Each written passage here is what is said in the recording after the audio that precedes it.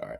We got to start this show off with what won't relate to the rest of the show at all, but I do have to bring it up. Tyreek Robinson, wide receiver for the Pittsburgh Panthers. You've probably seen the clip by now. The loyal son's posted it everywhere. It's been everywhere. It's on fucking Pat McAfee. Yeah, hate saying that, but whatever. Is what it is. It is what it is. Eating fish out of the river, which got a reprimanding from head coach Pat Narduzzi. Now, the one thing I will say, he did not specify which river. So, is it safe to assume that it's the Mon? I would say so. When he was saying it, like if you look at the video clip, he is kind of motioning Okay. toward the river, which would imply that it was the Mon. So that's what I was thinking too, because he called it the river, which would mean like, oh, it's the river next door, right? It's the one right at the practice facility. Yeah. And hand up, I've swam in the Mon before, like right by the practice facility. I wouldn't do it again, but I also wouldn't eat a fish out of it. So outside of my day job, which is doing communications for River Life, even beyond that, I can say that there are times where it perfectly safe to swim in the Mon. I mean, Three Rivers Waterkeeper is Okay. doing E. coli tests. Like, there are times like people were doing it around the 4th of July, and like there are videos out and people are like, what are you doing swimming in the rivers? Like, you can look at the E. coli testing and see what it's okay. But eating fish out of the river,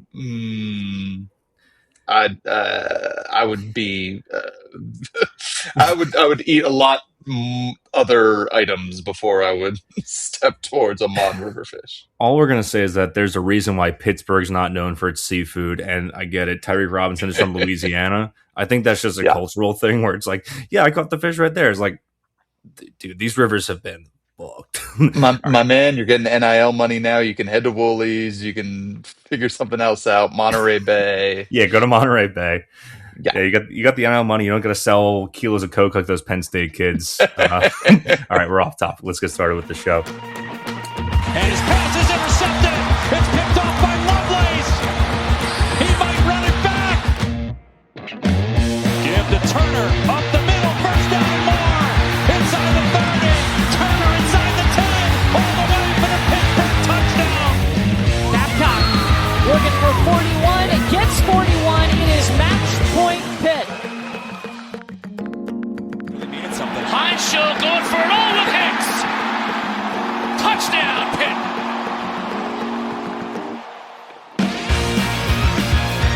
So, we're really going to enjoy this one. I'm going to go have a cold one, and then we'll get ready for Miami. What is up, everybody? Welcome back to Simplify Podcast. I'm your host, Zach Kaminsky. You just heard our new intro track, which I edited in post. James hasn't heard it yet.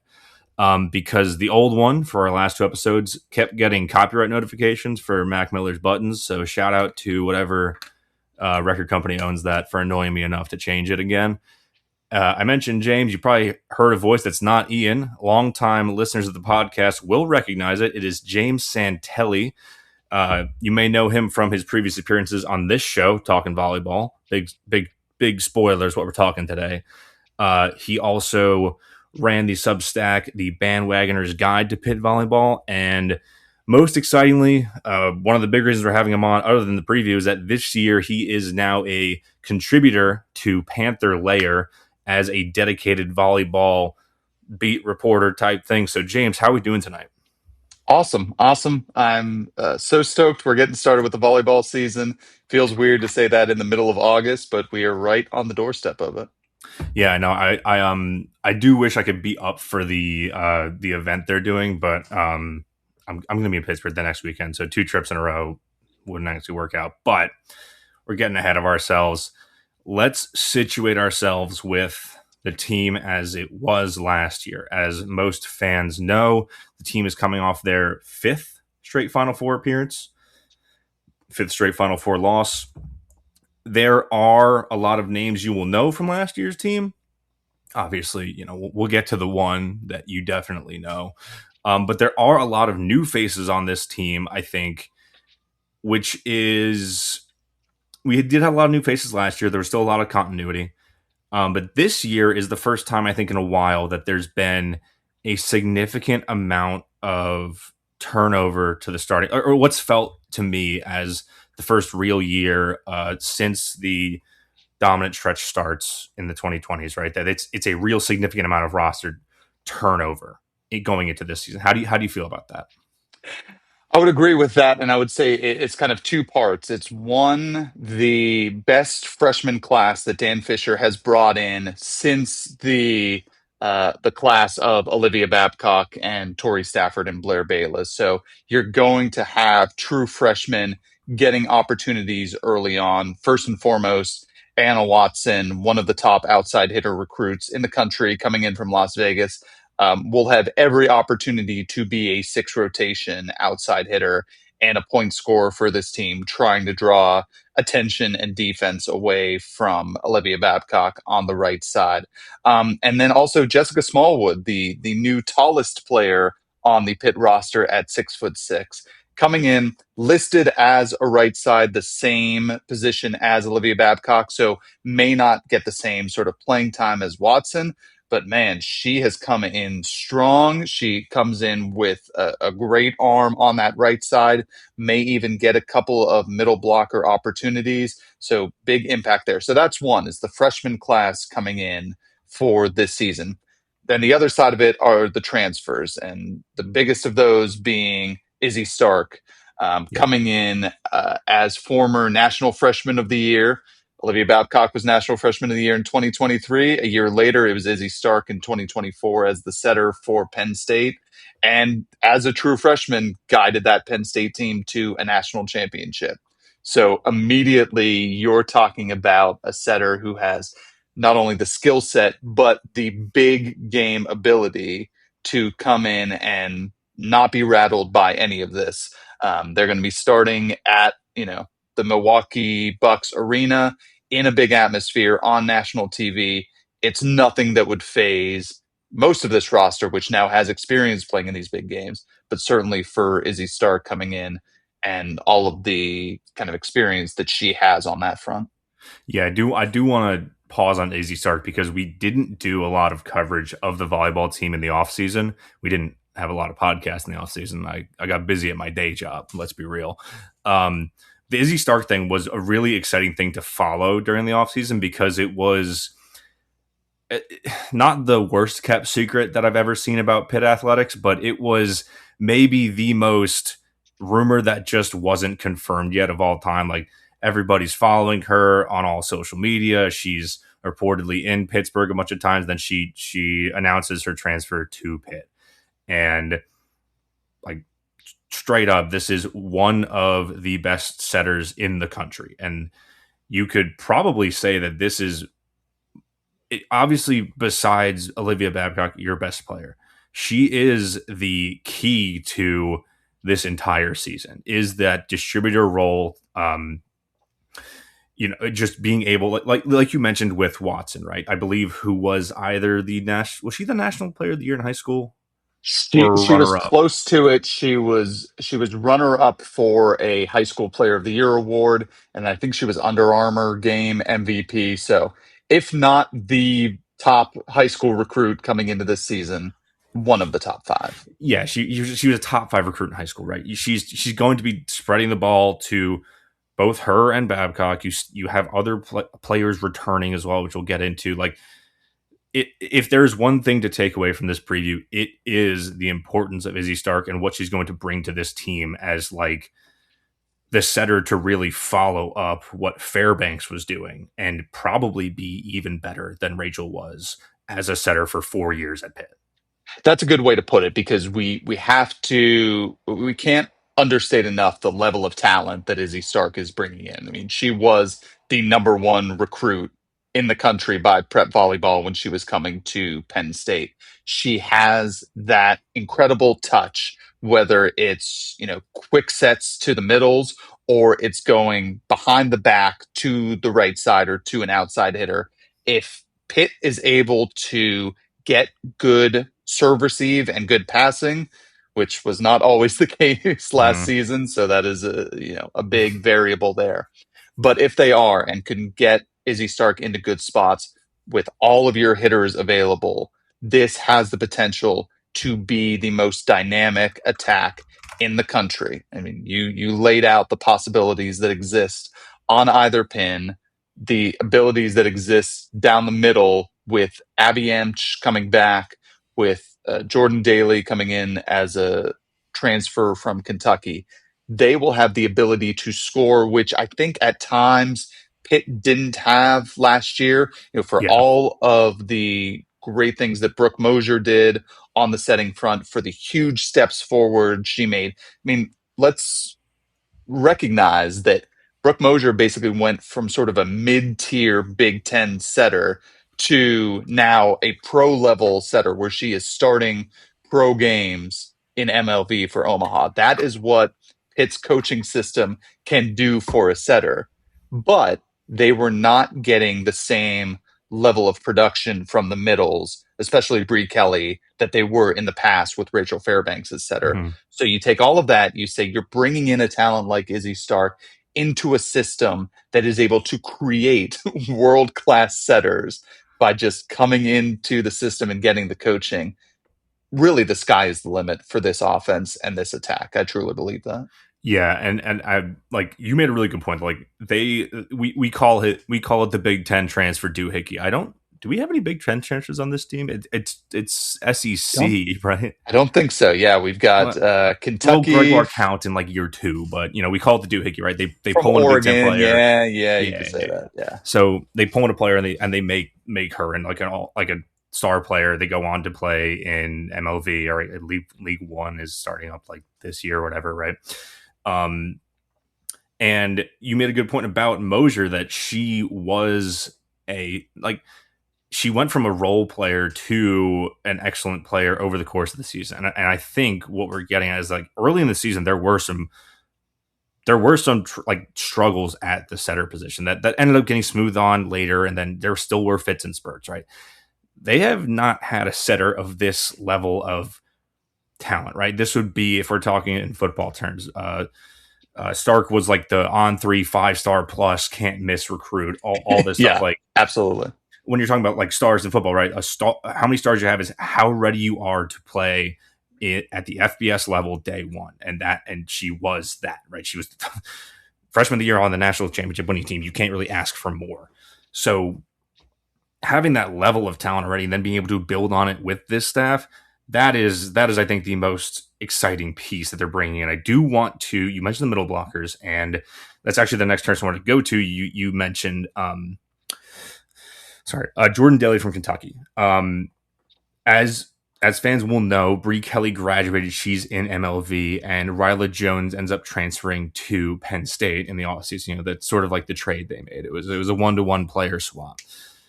The middle blocker is going to be the most, obviously besides Stark, who's going to play the majority of the minutes, right? That is the most new position because you're bringing in Daly from Kentucky. You're bringing back Abby Emch at middle blocker, but also you have freshman. I'm not going to try and say this. I'll give it my best shot, which is Micah Heilig. That sounds right. Dutch. I wasn't.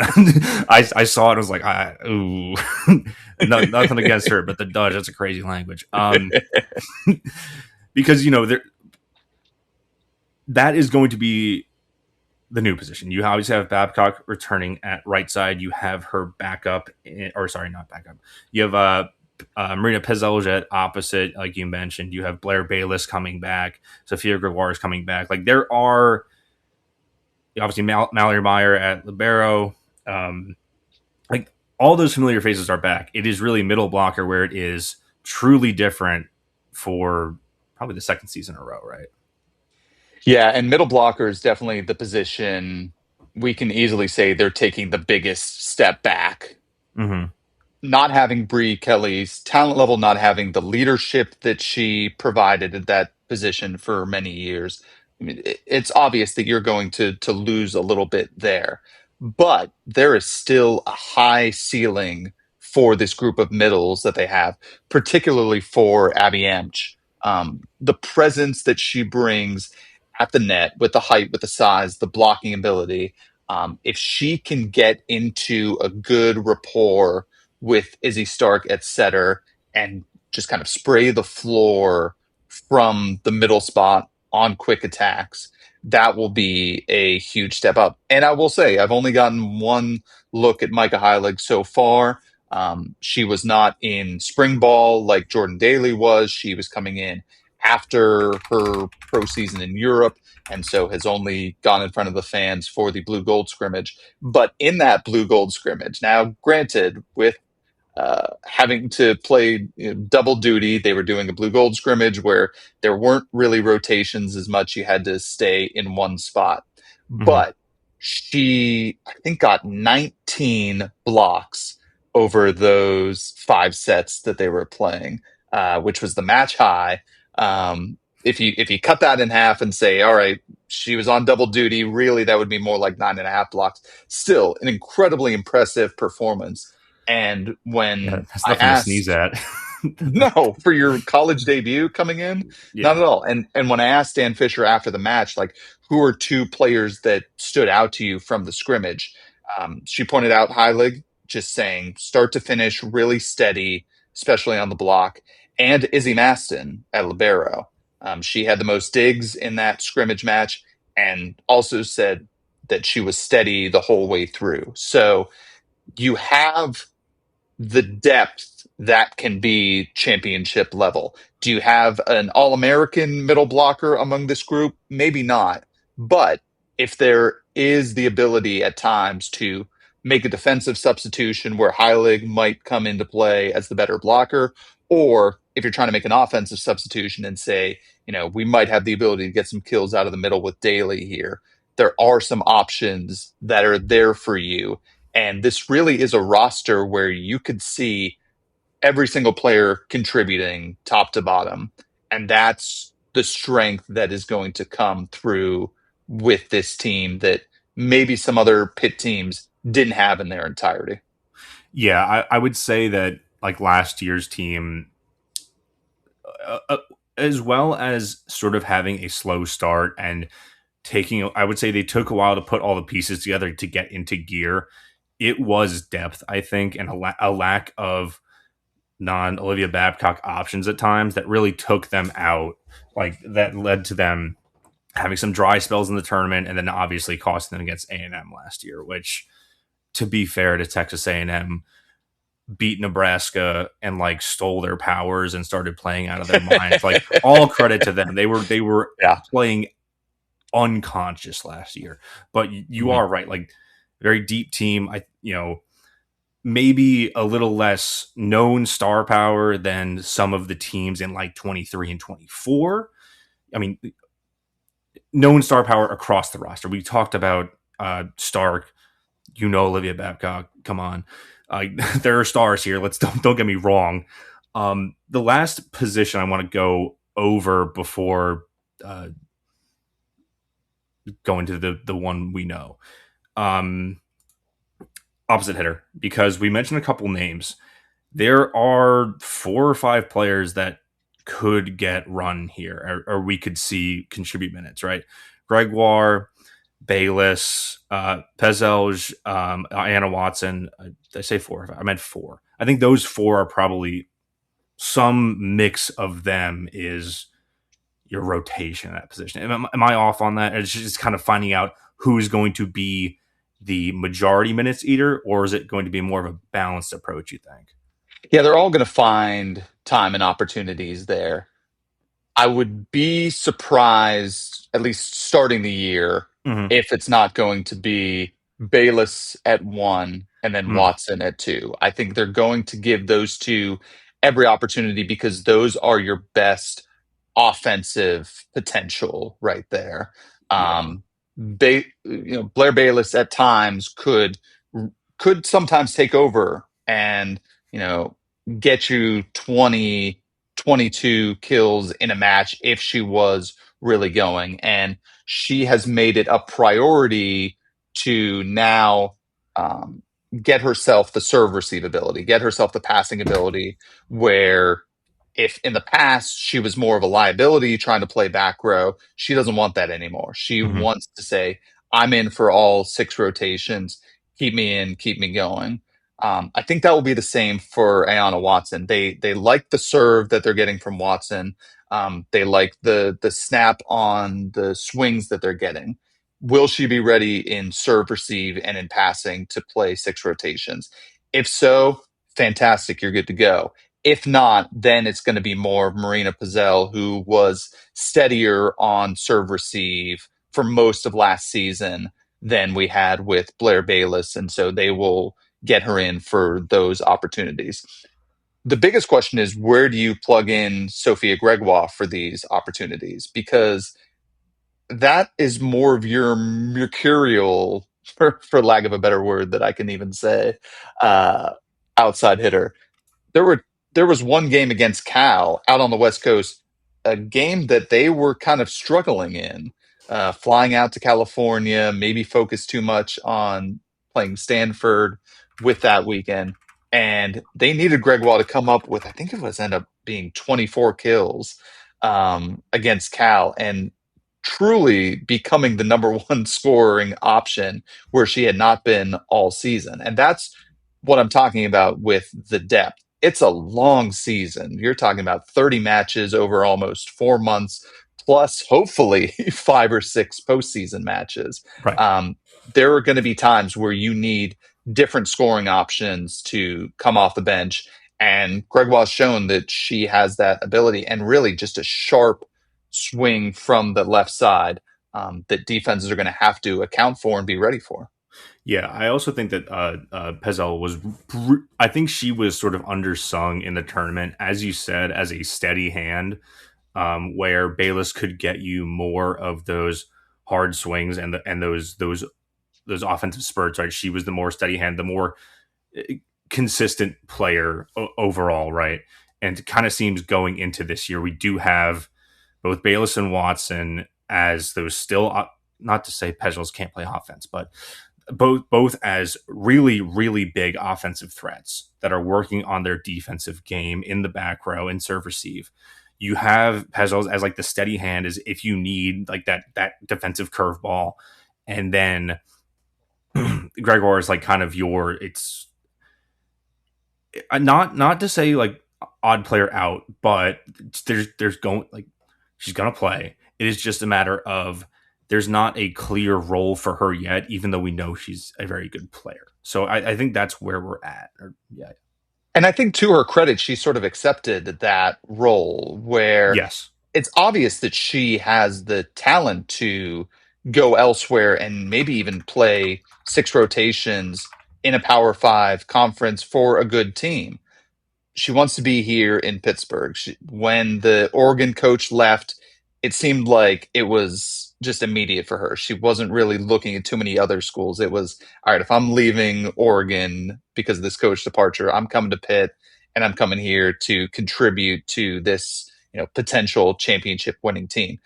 She knows her role, and I'm now looking. It was 20 kills against Cal, but it was with no errors for a 690 hitting percentage. So when she is on, she is on, and that's what you want to see.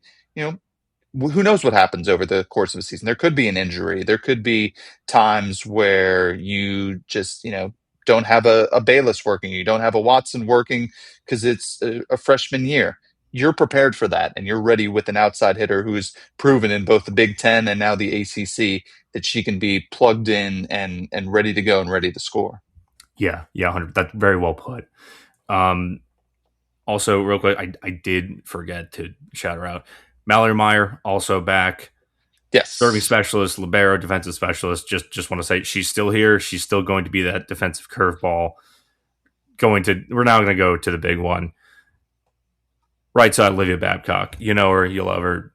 One of the best Pitt athletes of all time. One of the most decorated Pitt athletes of all time. The only reason that she would not be in the running for Player of the Year for a third straight year is factors outside of her control, or the voters get bored. Those are the only two things that could stop her from being that level of player. Well, and frankly, last year there was that potential of the voters getting bored. I think sometimes the voters get bored already. If you've already won Player of the Year once, they're scoping out, looking around, seeing, okay, who else could we give this award to? She made that just a complete non-starter Yep. when you go into Louisville and you get 41 kills. When you go into Chapel Hill and you get 45 kills and you rescue your teams during these 5-set victories that could have, taken you out of the ACC running. Easily could have knocked them out of the 1 seed contention. Like, yeah, any you'll of those. remember, like you mentioned, that both of those were 5-set matches on the road. Louisville, obviously, very good team last year. UNC, not so much, but still a 5-set match where you had to pull it out from you had to snatch victory from the jaws of defeat, and she did. Like, yeah. It was undeniable last year, and yeah, she's back again and better. And what was the other thing she did last season? She became a defensive wizard, not just on the blocking side, but playing back row and digging balls out. I mean, she had, I'm going to count them up here, of double-digit dig totals. 1, 2, 3, 4, 5, 6, 7, 8, 9 different matches where she came up with double-digit digs.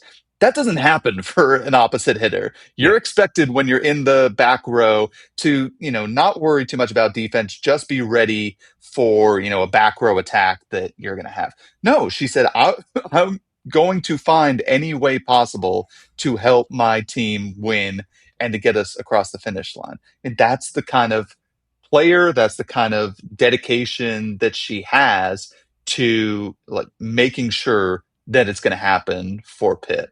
The biggest thing you hear on the national level, and it's not true, but the thing that you hear is, without Olivia Babcock, this Pitt team is, like a Sweet 16 team. Maybe they're like ranked 20th in the country.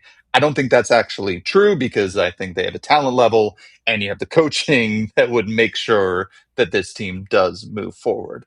But it does speak to the respect that Olivia Babcock gets nationally, that because people think that the rest of the talent level for Pitt is like between 16 and 20, but they come into the season as the number 4 ranked preseason team in the nation. Like, that is how much Olivia Babcock raises the profile and the respect that Pitt gets nationally, just by her sheer presence on the roster and on the team. It is funny because that narrative, right, of she is the reason that they are a top 5 team year in and year out. Not, you mentioned all the things. They have amazing coaching, not to mention the fact they recruit like a top 5 team, which started with Patron, shout out. Awesome assistant coach. Team architect now. That's the title. Team architect. That's sick. That's sick. Pretty cool. Yeah, that well-deserved title change there. But it is funny, like, she's so good that you basically have narrative structures from like the big 4 men's sports infecting a sport like volleyball, right? Like, I'm obviously struggling to come up with an example, right? But I don't know. It's Mount Rushmore. You start talking about her among the, Pitt athletics all-time Mount Rushmore, that kind of sports radio conversation. And it doesn't sound crazy. Like, if you would have said 10 years ago, oh, there's going to be a Pitt volleyball player that you're going to consider among the 4 best in athletic department history, some people would have said, we have a volleyball team. Yeah. Like, that is the level up that you've had. And frankly, the biggest question for her is not whether she's going to maintain this level of ability, this, ability to score or anything. It's, will she be the first player to win Player of the Year nationally 3 times? Like, that, the fact that is the like 50-50 question about Olivia Babcock for this season is insane. Yeah. And obviously, to state the obvious, she makes this team better. That is a the sky is blue observation. to say the least. But she is not only, and this is, maybe biased personal opinion, but not only is she in the conversation for the Pitt Mount Rushmore of best athletes the school has ever had, I think she's a walk-in, and like at the level she's producing, at the awards she's been decorated with, like minus a title ring, which again, different. You're playing a 64 team single elimination tourney, which is very hard to win. Not many teams have done it. She's basically in the conversation for 1A, 1B of who's the best Pitt athlete of all time. And Sure. we're not going to go into it because friend of the show, That's Ari another Meyer, 30 minutes of another 30 podcast minutes. right Friend of the show, Ari Meyer, loves to dig that one up every so often. So shout out Ari. But yeah, she's so good that people are like, they're actually frauds because they only have her, and not realizing like she doesn't get every kill. There are a ton of good players on this team. They just added a National Freshman of the Year setter at like, oh, that's not going to hurt. Like they literally got better at one of, if not one of, probably the most important position in volleyball to not only make Olivia Babcock better, but the entire team of talented players better. Yeah, I said it earlier, but it's worth repeating. They will be one of the best offenses in the nation. Easily. Full stop. When you have that connection of Izzy Stark and Olivia Babcock, add in all the rest, add in whatever, middles or outsides you want, just by sheer basis of that. Olivia Babcock, even with defenses keying in on her, could push towards a 400 hitting percentage, which would be insane for somebody who gets the amount of sets and opportunities she has, but it seems entirely possible. So really, what does that leave? That's the defensive side. And that will be the biggest factor in whether or not this is a championship level team. Can they pass well enough on serve receive to just get side outs and continue to keep the line moving and just win set after set? Can they have the defense that they frankly didn't have in the game they lost in the tournament against Texas A&M? Yep. When just from the early going, A&M off of that Nebraska match found ways to pick Pitt's defense apart, and Pitt didn't have an answer. There will be several matches where Pitt will be tested on that front, starting with the opener against Kentucky and Brooklyn Delay on the outside. We will learn pretty quickly if this is a defensive side that can rise to that level and give them the opportunity. At the end of the day, though, if you are trying to get yourself towards another Final Four and another championship bid, and you're asking me, do you want the best offensive team in the country or do you want the best defensive team in the country? I'll take offense and then just let the chips fall where they may defensively. Because if you have the attack that can score on command and side out on command, you've got a pretty good shot for yourself. Yeah, 100%. And you're getting to it, but I do want to talk about the road to the post, because this is one of those teams where you're talking about this is the road to the postseason. There are no other goals besides winning a title. I do want to start with the rankings, as we've talked about. In the AVCA rankings, as you mentioned, Pitt came in at 4th.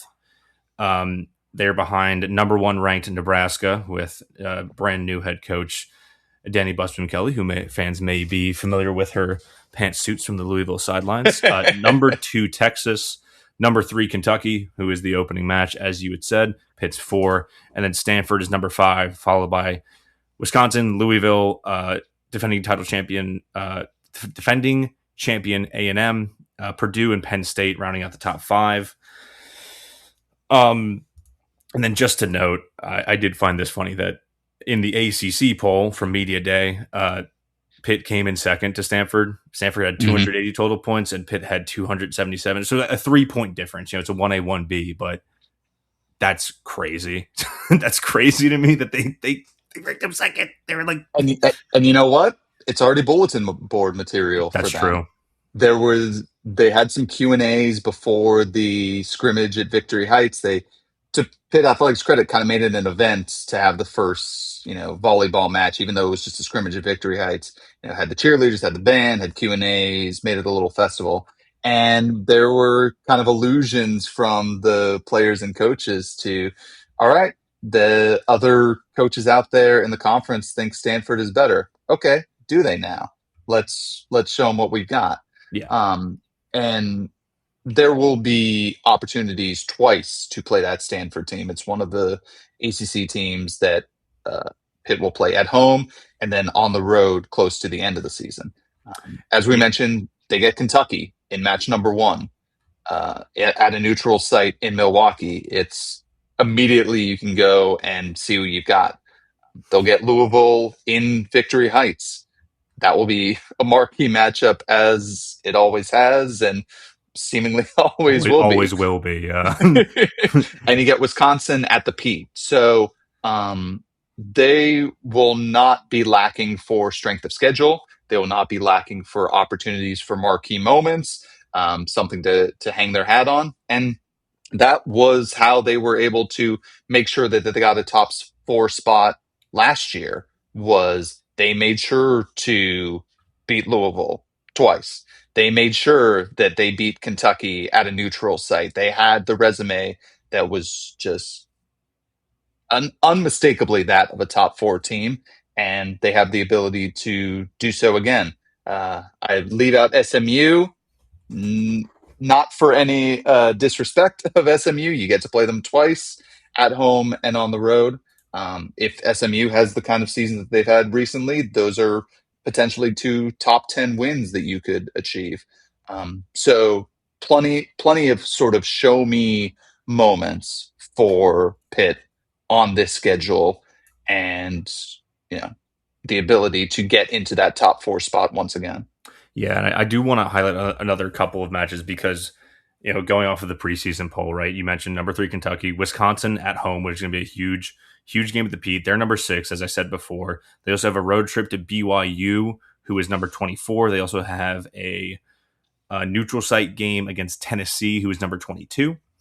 Obviously, ACC play, you mentioned Stanford, Louisville, SMU, who are all ranked within the top 25, as well as, as it stands right now, they have a home game against UNC, who is at number 19. I believe that's all the teams ranked in the ACC. Yes. I think that's right. Yes. So, like you said, it is frankly, if anything, it might be a little bit lighter than the average Pitt schedule we've seen in the past. No shortage of hard games, though. Obviously, you have 3 of the top 10 teams in the ACC. 3 of the top 11. Stanford is 3 of the top 10, 4 of the top 11 teams in your conference. You have UNC as that sort of mid-range floater. There's going to be someone else ranked by the end of the season. There's going to be like a Georgia Tech or somebody who's going to end up, being in that top 25 range.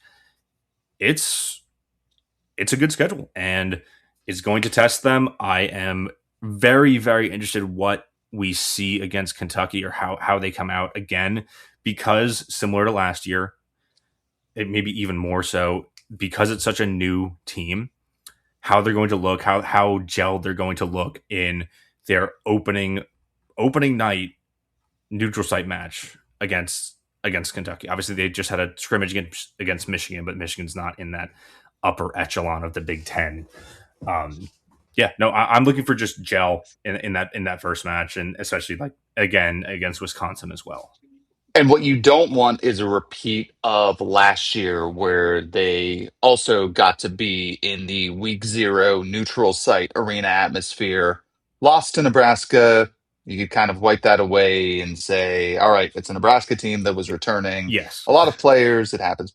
But then to lose to Florida on the Sunday match on ESPN and to start 0-2 was a gut punch that I don't think they were expecting.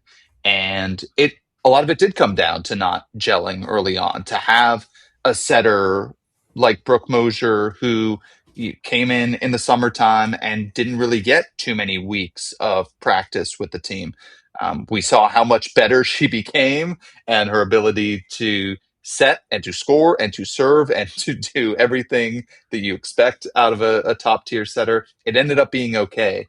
but boy, you would like to flip the script a little bit and get yourself off to a victory against Kentucky. And I'll say one other thing about the schedule. You were naming off all of those teams in the top 25. I think it's worth pointing out they will play all of those teams in the top 25 at home or at a neutral site at some point, except for BYU.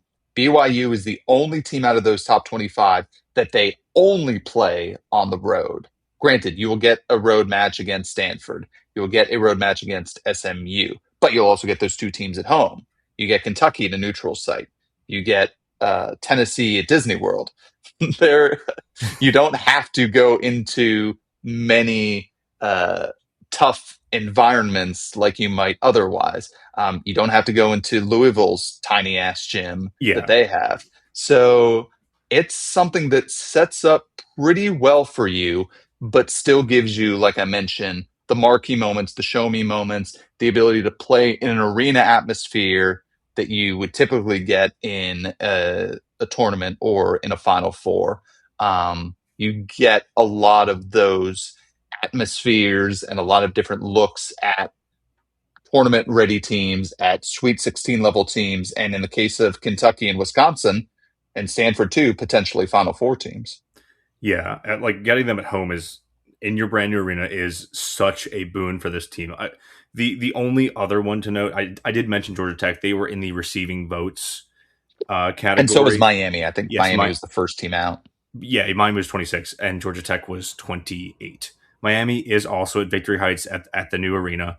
Georgia Tech would be the only team that is a road only game, and you mentioned it, man. Not having to play in that.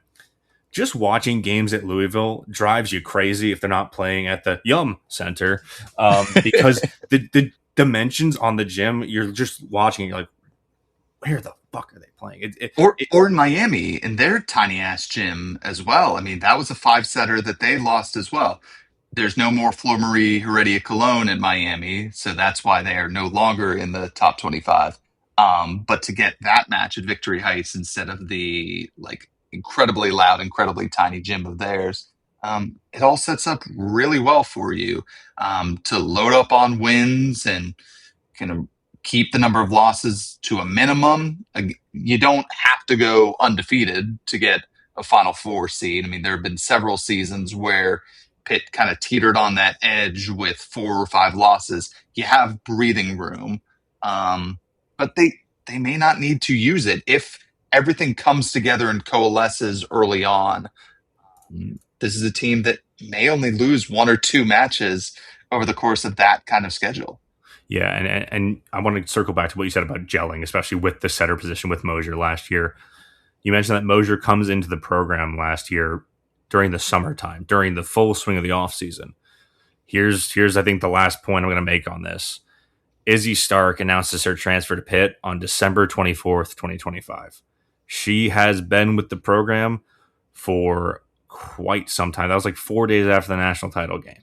She's been in the program. She's been working with the entire team for much longer than Mosier has. And that rapport is going to be there. Now, we've mentioned it a bunch of times, and you've mentioned that you were there. The new Victory Heights Arena. Let me get your impressions as a boots on the ground reporter. What'd you think? First impressions are really good. Walking right into the arena, the thing opens up to you. There's not a sort of ramp up or, anything like that. The concourse is just open. You're walking right in, you're seeing the floor, you're seeing the seating bowl. And the one other thing that struck me is that it is unmistakably Pitt.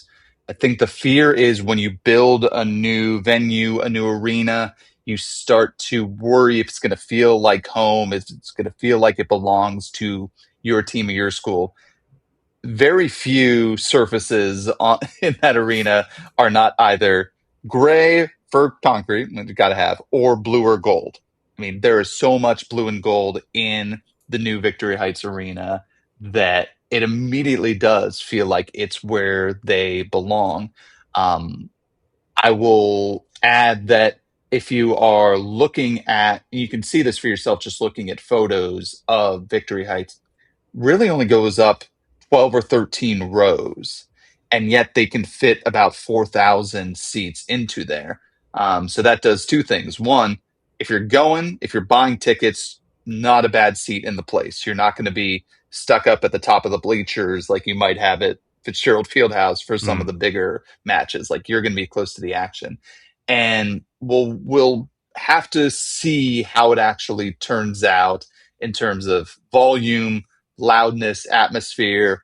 You can't get a whole lot of volume in an intra-squad scrimmage, I understand. Right. It Yeah. may take until those Stanford and Louisville matches for us to really hear how loud it can get. But it seems to be built for that, and it seems to be built to have, everybody close up in on the floor, on the game, to be amid the action. And frankly, it just looks really nice. I mean, you were talking about a field house still exists, but is 75 years old. So to get something new, something worthy of this program, is just a nice thing to have.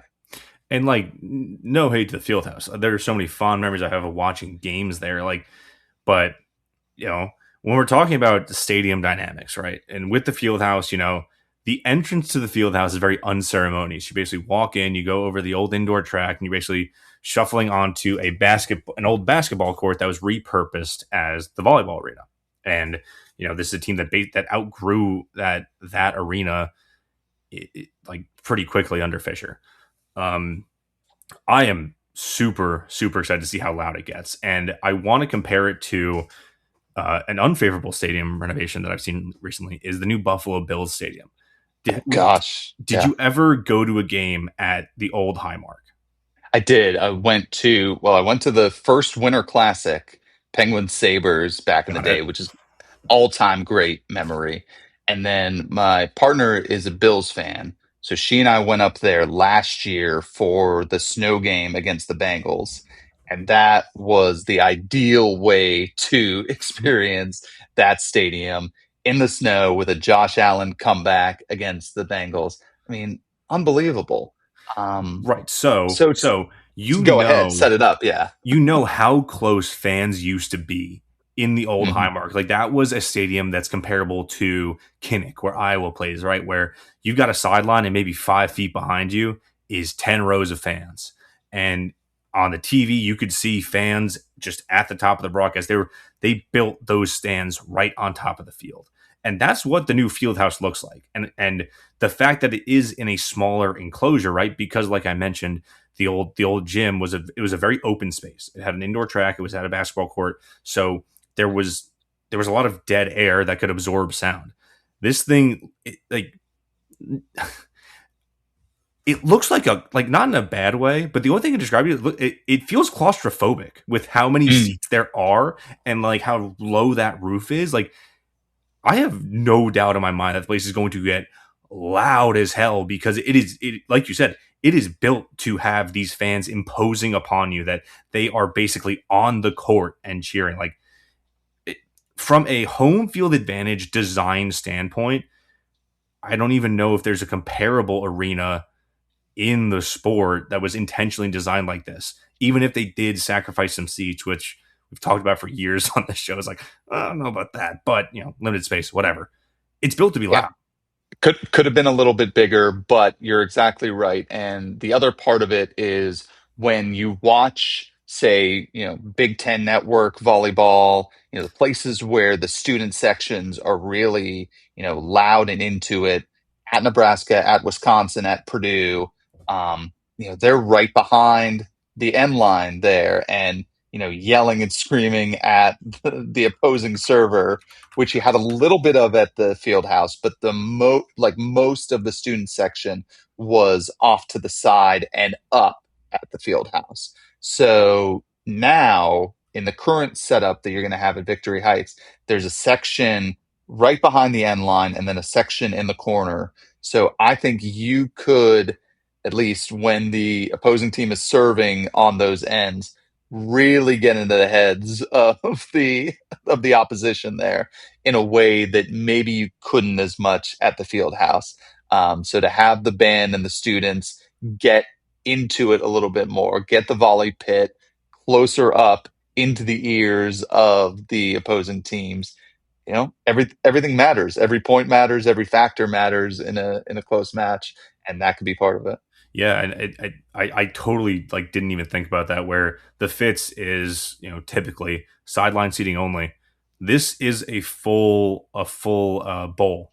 So, like you said, having an entire, not just two walls of sound, but an entire ring of fan noise is just it only adds to an already very solid home field advantage that Pitt has. They've now gone and done like a Seahawks style thing where they made it part of their identity, made it purposeful in the construction of the stadium.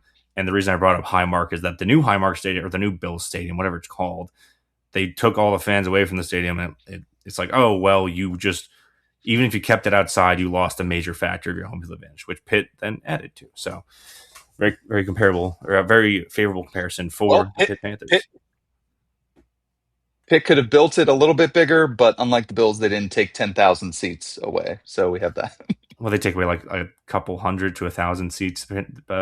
If you're, I mean, I guess I'll make a bold prediction here. There's going to be a couple standing room only games, to say the least, at this. Oh yeah, at this arena, and I've got to figure out a way to get up there this fall. Of course, the weekends I go. One other note on that.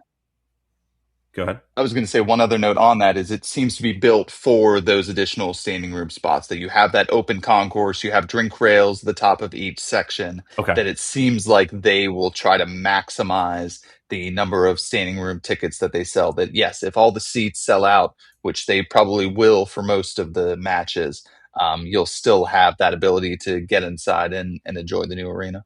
Yeah. I mean, I'm looking forward to it. James is looking forward to it. Before we go, because it's past my bedtime and it's late, I'd like for you to send everybody out and just tell everybody what you're doing at Panther Lair this fall. Sell them on what you'll be reporting on for the biggest pit board on the internet. It's a great opportunity. Chris Peak reached out and said he was looking to expand the volleyball coverage on Panther Lair, which I certainly appreciated as somebody that was voraciously reading any pit volleyball coverage I could find elsewhere. And he said, would you like to be sort of on the beat doing game recaps, previews for the bigger matches? And I said, absolutely, that would be great. So if you're reading me at the Bandwagoner's Guide to Pit Volleyball, very appreciative. That email newsletter is going on hiatus, and you'll be able to find all of my pit volleyball coverage this season at pantherlair.com. I'm told that most of it will not be behind the paywall, which is absolutely appreciative. But if you are a Pitt fan, if you're somebody who listens to a 53-minute episode of Simplify, you should probably be subscribing to Panther Lair. I think you would be getting your value out of that subscription. I would love to go ahead and take a look, and I'll be there. I would love to find the one guy, somebody who listened to the end of this podcast, the entire episode, and they're like, "This Panther Lair place sounds great." Like they had no idea about it. Are you going to be going on any of the morning pits? Never heard of it. Yeah, new to me. Do you know if you're going to be on like the? Oh, you are. Okay. It's like, oh, I could get this every day. You say. No, I'm saying, I was going off of the person that would know. Understood. I haven't been promised a morning pit, but you know what? I stand ready. I have the camera. I have the mic. I'm ready to go. Hey man, the morning pit, that's your regular season. This is just the intra-squad scrimmage. We might have done a little bit of the exhibition game. As always, man, it has been a pleasure to have you on the show. We will definitely have you back on at least once for the season. Go find James on Blue Sky, James Santelli. I'll link to it in the show notes because I don't want to read out the whole @ whatever thing. You know how it is on Blue Sky. If you like the show, obviously follow James, follow his work on Panther Layer, and follow our show, Simplify, on either Blue Sky or Twitter at Simplify Pod. And we will see you next time.